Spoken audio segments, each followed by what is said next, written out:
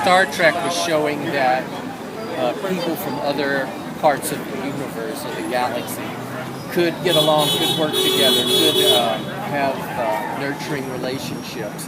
To boldly go where no man has gone before. It's been nearly 50 years since its release.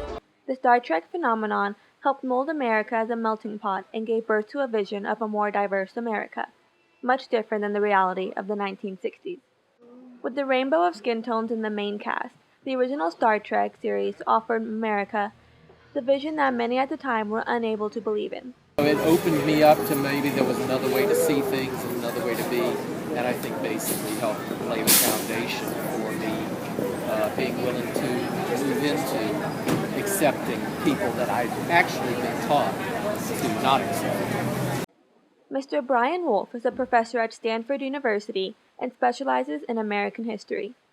I think it was one of the earliest shows for primetime TV that went out of its way to say we're more diverse than just white males or white males and females in the United States. That it really was an effort to diversify. Star Trek's influence reached people from Henry Brough to a young Whoopi Goldberg, whose first sight of Lieutenant Uhura on the show opened her eyes to possibilities deemed illogical for her.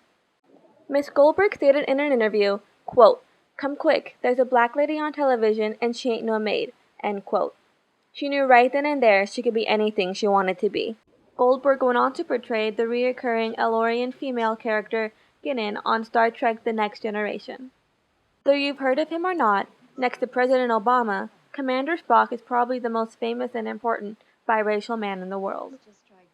Like many biracial children of the time, Spock lived a life of conflict, not only from the world but from within himself.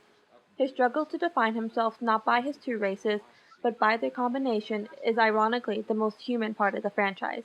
Today, nearly 10 million Americans, according to Business Insider, classify themselves as more than one race. So how different is it really, from being half human, half Vulcan, or being half black, half white?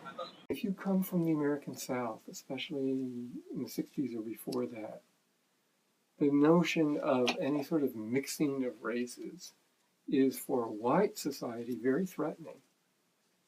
And it actually becomes an excuse for refusing civil rights. If you live somewhere else, if you live in New England, you live in California, you might have a very different response. And then you would say, Spock, that's great. Yeah, here's the wave of the future or something. The 2009 and 2013 reboots of the franchise focus on action rather than the progressive message of the original series. I would think one difference today from the past is that it would be much more humble about its possibilities.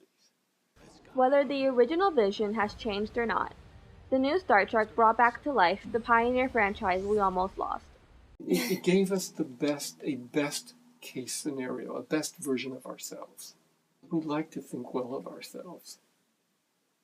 And Star Trek helped people do that. If our goal as a race, the human race, is to really be multicultural, the people of Star Trek have it right. The best thing we can do as people is to be brave enough to seek out new life, and we might end up boldly going where no one has gone before. From Stanford, California, Nebbia Buttra, Newsroom by the Bay.